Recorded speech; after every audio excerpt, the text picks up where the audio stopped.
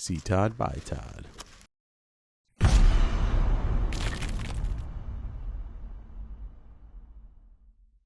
Welcome back to the West Coast Davengers. I'm your host, Dave. We are going back to Japan this week.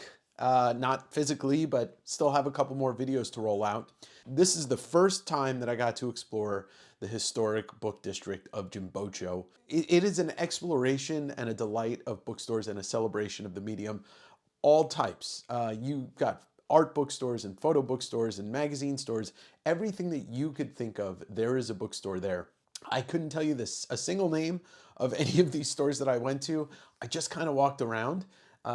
Sean had taken me there a little bit, like the first weekend I was there, but we were only there for like an hour and a half.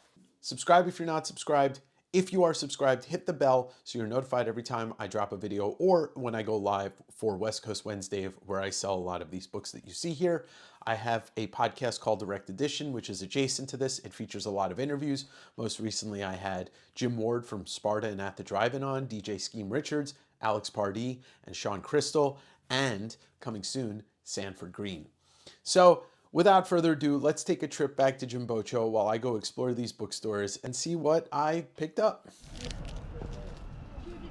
So there is this great shop in Jimbocho, and please don't ask me the name because I don't know the name, but they sell a lot of interesting music memorabilia, and you're looking at stuff like tour programs, music books. You got to see Phil Spector's book on how to murder somebody right there in that shot, and it's just you know, I don't even know if you would consider this overwhelming or it's like the next level, and I don't even know what it's like to be a Japanese person that can read the language here, but I can imagine for a Japanese person, somebody who speaks and reads the language, it's overwhelming. Like, this is, you're looking at shelves that have hundreds of books and magazines on each shelf.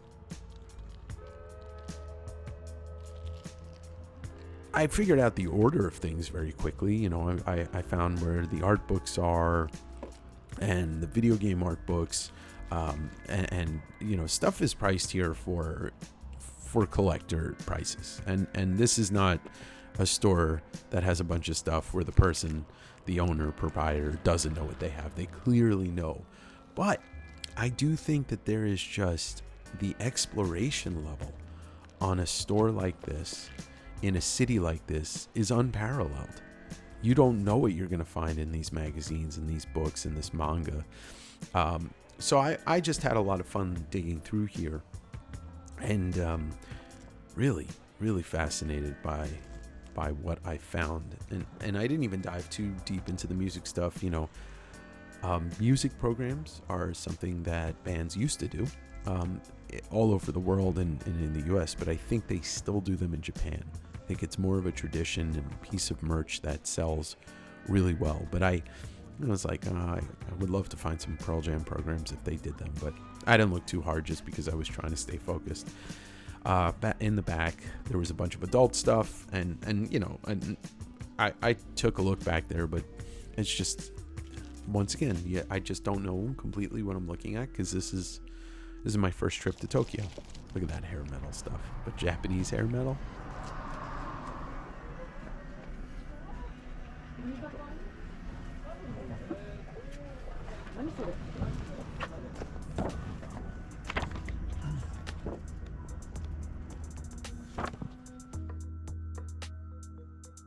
So over here, I found stacks of movie pamphlets, movie programs, which another thing that they don't really do in the States anymore. Maybe the last time they did it was for the roadshow production of Tarantino's Hateful Eight. But I picked up a bunch, and pretty much they're already gone, with the exceptions of the ones that I decided to keep, because, if you know me, you know I'm a big movie person.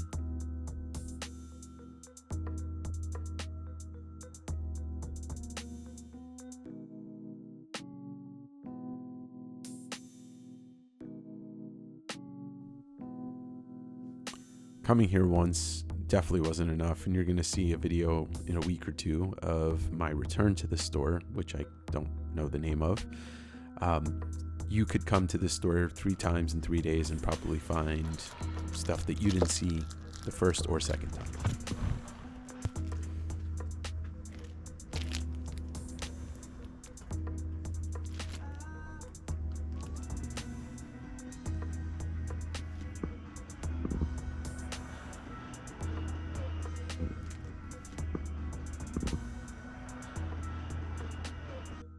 Finally found this decent copy. It's not in great condition. Like I said, Jimbocho is the book district, so you're finding stores that have book racks and bookcases outside, and I couldn't look at everything. I couldn't even process everything.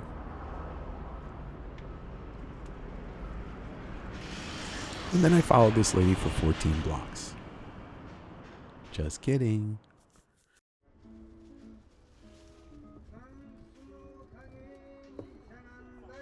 So this is a small bookshop that kind of is a U shape.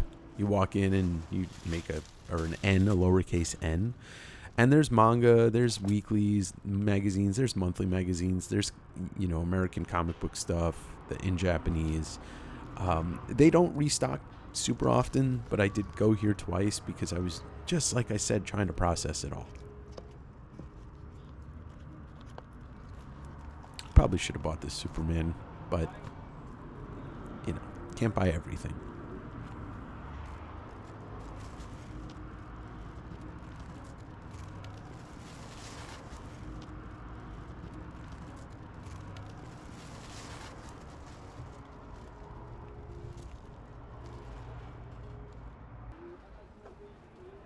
The one thing I do like about manga is that the cover can give you a very good indication of what you're going to see on the interiors.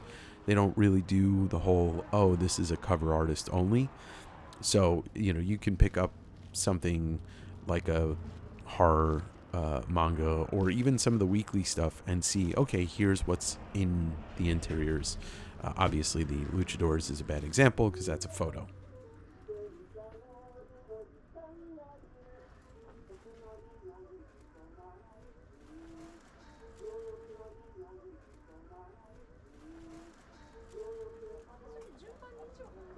The one thing about this store that really made me feel like I was in America is the stacks of books that weren't for sale.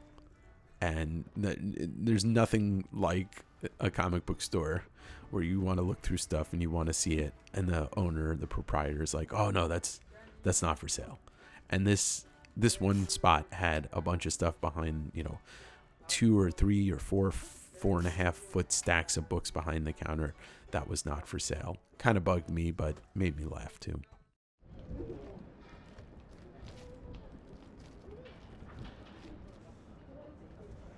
So this was a all movie and TV memorabilia poster bookstore. You've got books on movies, movie scripts, movie programs, movie posters, movie lobby cards. I mean, it once again, just like the magazine, the music magazine store that I was just in, you could spend a week in here, not only not see everything, but probably have him put out new inventory every day. You see this woman sitting on the floor looking at stuff. That's the kind of vibe that this place had. It was amazing, but to my collector, seller, American brain, it was so overwhelming in a great way. I did find some American comics, didn't buy anything, but I just, I had to take a look just in case there was something very cool that, I couldn't pass up.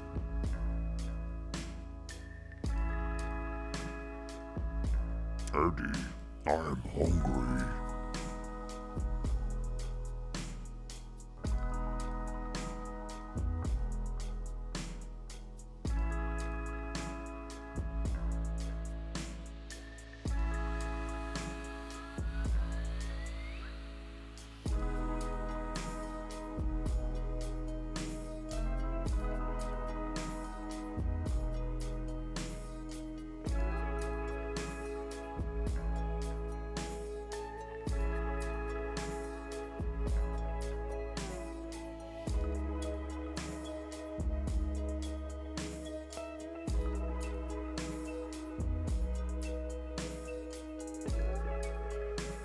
As tempted as I was to buy movie posters, I tried to stick to programs and magazines and books, because posters, once you get into that, shipping or getting them in your suitcase safely, it just becomes a real challenge. But I think next year I will probably pick up several posters and just ship one poster or two back to America and see what kind of interest I have in them. All these Marvel movie programs, like, I seriously could have bought all of these, the Batman, the MCU stuff. I bought a bunch. They all sold, so you can expect the next time I'm going to come back with probably something from every movie, period. And then as a collector, I just wanted to buy so much, but I stuck to buying just a couple of movie programs for myself, including Jaws, which was the number one thing I was looking for.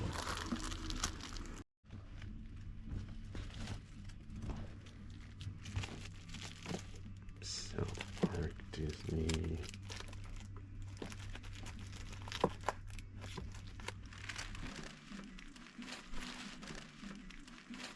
Kept going down the street and just kept walking and seeing what interesting bookstores there were. I popped into a couple of, photography and art bookstores, but I didn't buy anything. Photography and art books tend to be not only bigger, but a lot heavier.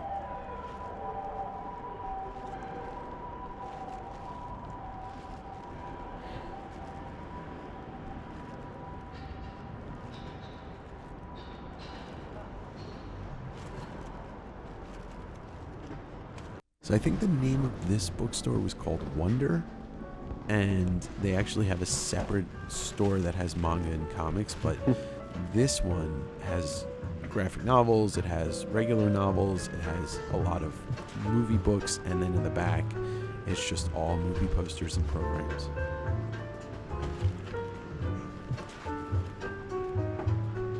I was very tempted to buy a lot here, and I tried to at least have some type of moderation and self-control.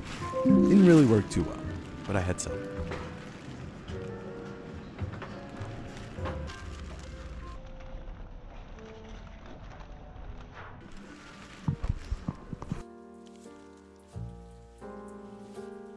So I found another stash of comic book movie programs, and I couldn't resist. I bought the Wolverine Deadpool. I ended up buying the Superman. I should have bought all of the Spider-Man, but once again, as this trip is not just a vacation, but I am here gathering inventory and stuff to bring back to sell, and so I have to test the waters with what I think works, and it's a learning experience too of what's available in Japan, and so there's just a lot to it. I feel like, in a way, I'm rediscovering my love for hunting all over again.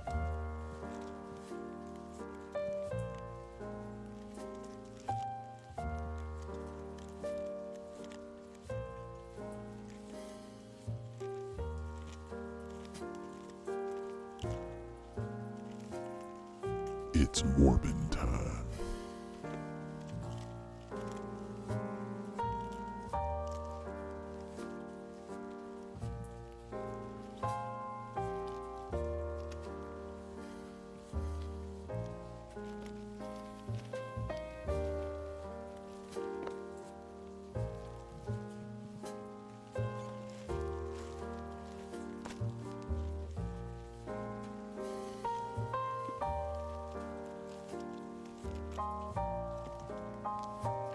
See Todd, by Todd.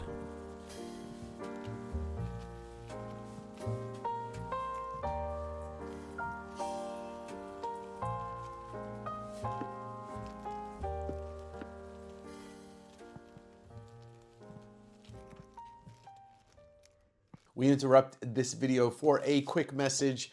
You may have heard, but I did release a second volume of The Many Faces of Jack Kirby, a zine of a tribute to the faces that Jack Kirby did. You can obtain one of these for $25 plus shipping via my website, West Coast Davengers. You might want to hurry because our first printing is almost completely sold out. I am through over half the print run already, so I appreciate everybody that's picked up a zine, and if you're waiting, well, don't wait much longer. Friends, April 5th and 6th, Davenger Con returns. Davenger Con 2025, an online Comic-Con run by me. There's going to be a couple of vendors, Cheddar Comics and Japan Book Hunter. There's going to be some great guests, live drawings, a charity raffle, and a lot of surprises. So stay tuned for that. Bookmark your calendar, April 5th and 6th, 2025. And back to the video. So then at the other Wonder Books, that's where you'll find American comics in Japanese, American comics in English, a little bit of everything. You know, there's more movie programs here. There's manga, there's rare books. I spent, over the 2 times that I went to this store, I probably spent like 3 hours in this one single store. 2-1. A decent price. But I went nuts in this store. I got to admit, I bought more than I really should have. I mean, the last couple of days that I was in Japan, I think I bought more than the first week and a half I was there.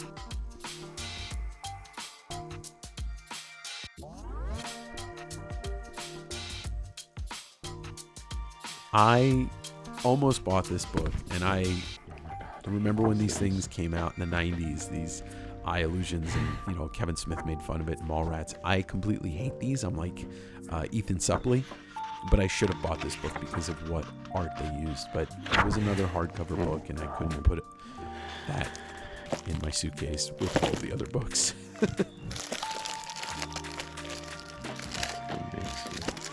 Everything.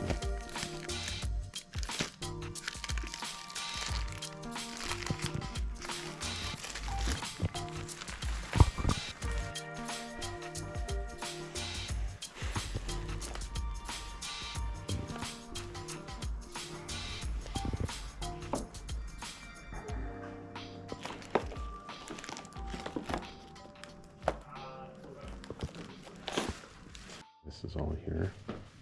We'll come back to that.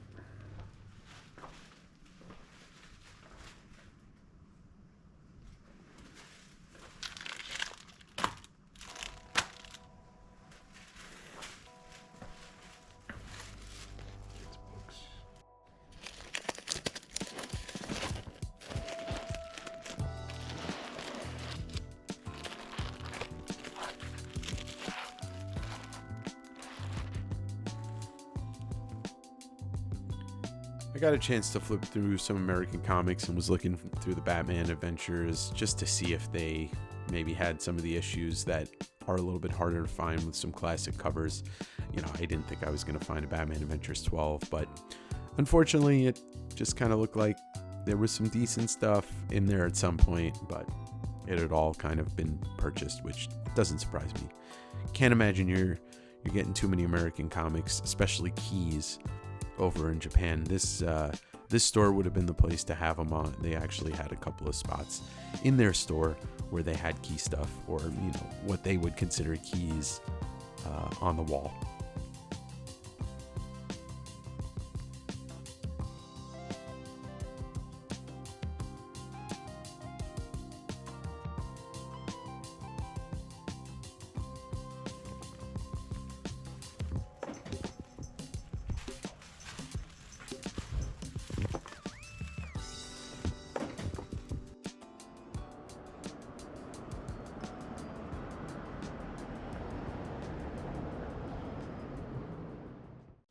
All right, so this is going to be part one of a two-part Jimbocho hunt.